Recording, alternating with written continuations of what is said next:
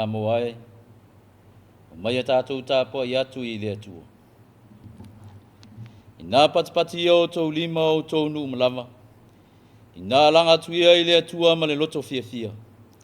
Wai mtau tia le li I le sili esi. O le tupu sili ia I le lalo langi atoa. Le anganga o le atua soifua. Wha mole. Afio mai te papti so ina o mātou loto taitotas. Ni mwhai o na mātou tāpua I a te oi le nganga atoa lava ma le whama oni. Yesu whaola o mātou wole mawala au atua nei. Ameni. Le a tātou pipese le vi inga o saunia.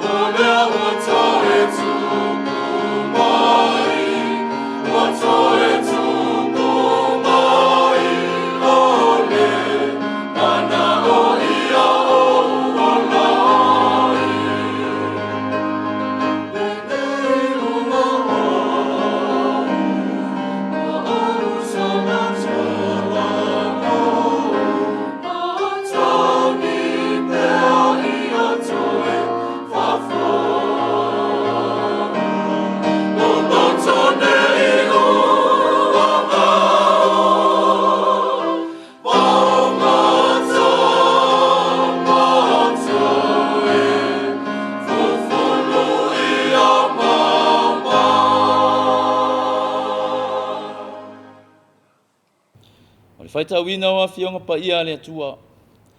Mau le tātou le soni mai le whenga inga tuai. Mo mua le tupu ilona mta upo e sifuru ma le iwa. Mata ona whaitau mai le whai upo e sifuru ma le tas. Se ia whangata i le whai upo e sifuru ma le valu. O awhionga pa ia lo tātou utua. Ona whetalai mai lea o ia ina luia oi fafo. Mai e tui le maunga i luma o le ali. Whauta mai.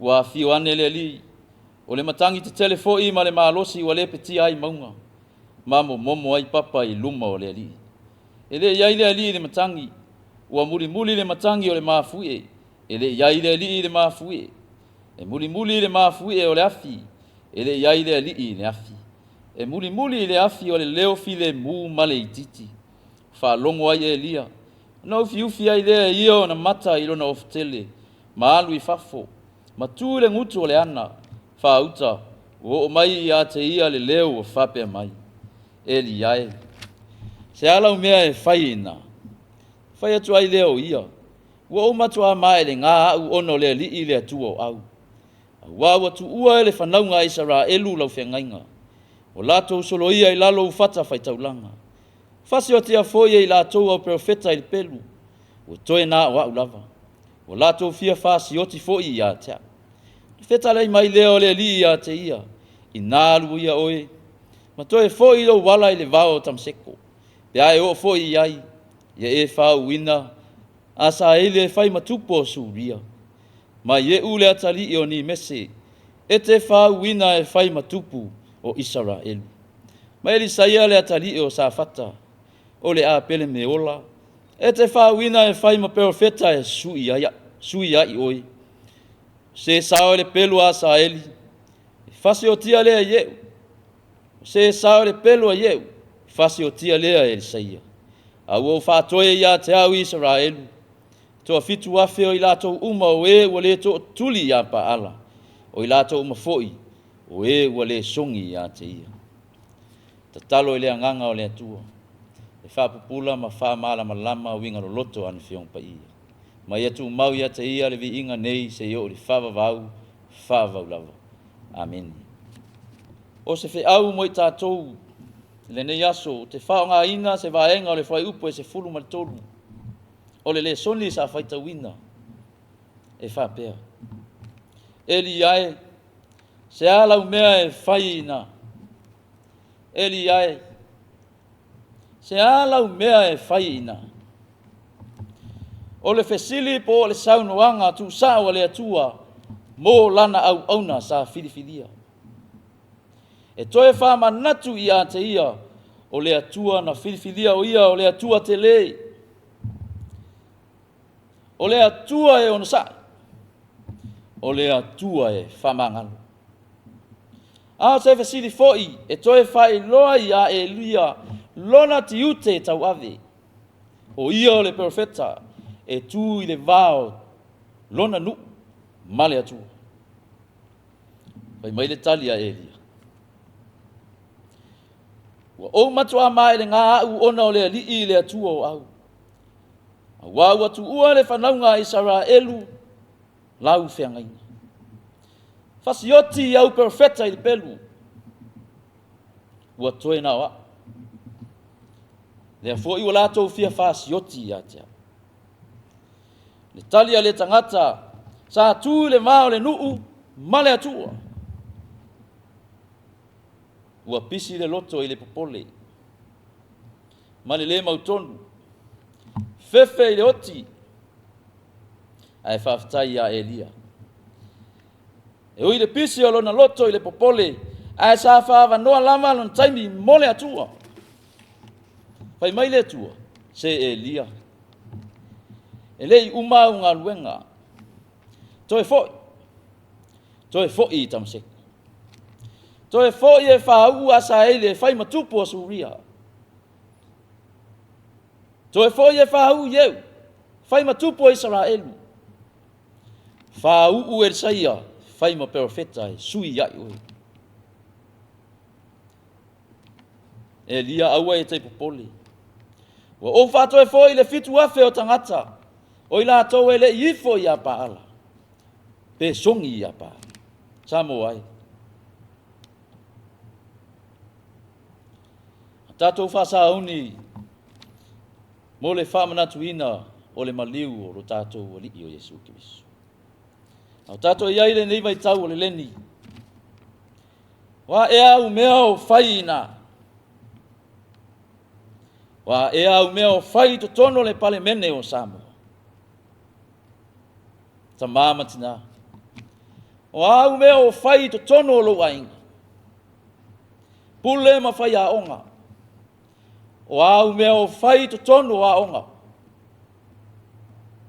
So se tasi o ngā lue, so se whaapotu pitonga. O a ea au mea o whai ina. Whai maile atua. Ia tātou i loa ono sai. Ono sai ma maua le loto o whamangaru. Whai o tātou ti ute na whiriwhiri ai i tātou. A wao le atua te le. O lo tātou au auna iai na ia whiriwhiria oe ma. Samo ai o le ala leo le awina mai o lo na alo. Se i tong iola ma toe wha fo'i i tātou. I la tātou whenga inga osi male atua. E ri ai. Se alau mea e whai ina. Musunga le atua mo lana uru. Wao ia lava o le tangata e tū le vā ma le atua. Le vā ona tangata ma le atua. Ma Yesu, ua taunu. Ua maea. Ua whai le nei mo. Le musu le nā le atua mo loto soifua ma lo uola. A wā tātou whiau ma ngā luenga. A whai tātou te whātua tua ma tali tonu mo ni ai ia te ia. Tātou te sauwhanga i le ola e whawawau. Amen. Se o tātou te talu. Matala mai le langi le malu o oe le atua te maa. Whaaria lava e le vāni mo nimo ngā luenga o lava au. Wala o lava whionga o le atua o le alofa fua ma le alofa muti vali. O le malia i o mātou manao i mea le lei. Le nganga whafta i atu i lau o whionga.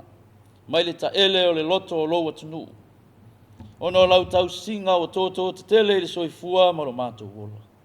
Tino, ma fau ma le anganga.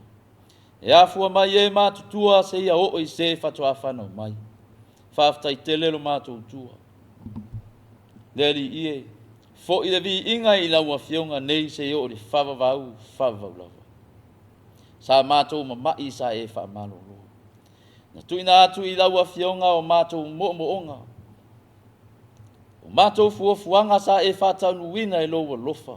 Tuli loa i le soifua ma le ola. Whaftai fo i lo mātou tua. I au a whionga o mai mo i mātou. Sa mātou whalongo longo ai fo i le aso ananafi. I lau tala le lei. Sa launga ina i pule laa i fia i Samoa. Whaftai te lelo mātou tua. A veo se fatu e whamanatu i a tei mātou. Le ala e tau i lau a whionga. Whaftai le tumu musu o loa nganga. I taimi e tau ngale mu wai, ma taimi e le tau ngale mu wai le mātou savalinga o lo whai nei. Whaftai a ke riso ma le tau langa na tapena i lunga le sa tau. Sa ili ai lo mātou wola ua, pa u atu i le lo loto o le angasana. Mātai o māsi asi le mātou i fonga i le ne yasu. Wha mole wha mā ngalo i mātou. Lo mātou loto vao ngata. Ne ua whai alava o mātou loto a tu le fina ngalo o lau fionga. Ua uma na e ta pena mo i mātou. Leli e wha mole. E toto ke riso na wha malingi ina. E wha mama ai o mātou leanga mo mātou wangsala. E afua mai e mātutua se yo lava i se whatu a whanau mai i le nei atunu. Ia lofa mai a leli i. E sire fia lava sa moa mo na tangata fia whai manuia. Ia e fi soso ana mai. Ia ilo wanga le i ona taitai. E tō whāma ia te oe taita ina i sa moa. A wā se manuia mo nei mātai au. Angale lei tu tono a inga, tu tono a onga. Whāpot patonga lo mātou utua. Leli ia i e fisoso ani mai lo mātou utua. Tai ma le uta.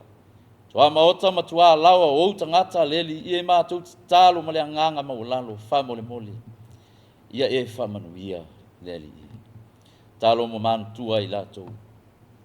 Ia maua le soasoani le vao le eo le samia apa o au lavia. La toi ftia le au pongi sao na vala au pa ia wha maise ma wha mawhana whana lo nganga. La tau ma mai lango maluina o la tau mai ti ngā. Ele mana ma le mawhana whana o au. La tau o sawa ina. Mo sia mawhtanga ta ma tina ma la tau whanau. Fia ai fia feinu. Toto masao no tau mamisa ma le lotoa o le tangata. Wha mole lo mātou o tua. ia o atu i ai le mana o mātou tausaga o mātou tatalo lea e ala lava ia Iesu Keriso o lo mātou alii ma lo mātou faola ma ia tumau mai e luga i mātou uma le alofa o ele atua le tamā le alo ma le agaga paia nei sei o le faavavau lava amen.